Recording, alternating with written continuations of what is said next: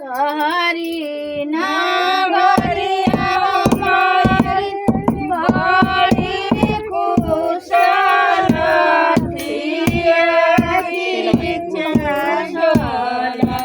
हम चाहिए तोहर मालिनी कुशल हम